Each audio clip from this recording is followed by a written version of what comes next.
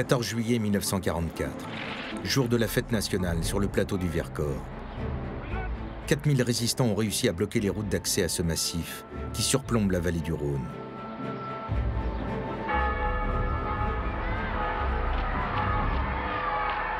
Galvanisés, ils restaurent la République, défilent, accrochent des drapeaux tricolores aux fenêtres.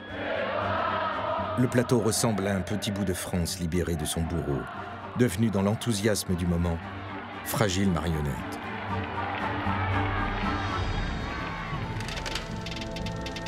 Yves Perrotin a 22 ans.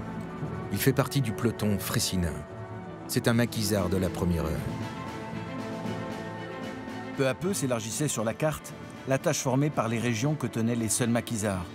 Et nous nous plaisions à constater qu'elle était plus vaste que celle des Alliés en Normandie.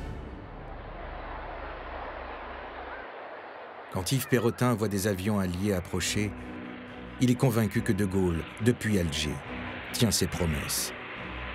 Après leurs évolutions, les appareils, au nombre de 82, se dirigèrent vers Vassieux, où ils parachutèrent la quantité énorme de 1500 tubes de matériel.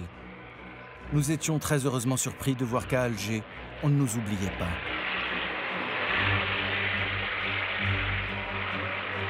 Durant 2 heures, ces appareils parachutent sur le Vercors des grenades, des fusils mitrailleurs, des explosifs, du chocolat et des cigarettes américaines. De quoi soutenir le moral des résistants, mais pas de quoi affronter les Allemands.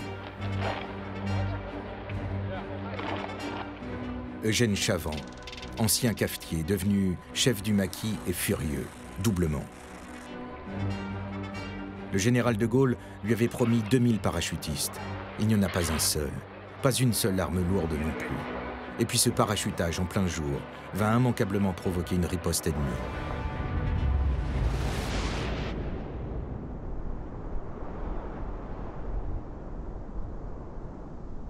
Tout juste une semaine plus tard, 22 planeurs à croix noire se posent sur Vassieux. Quelques 200 soldats allemands en débarquent.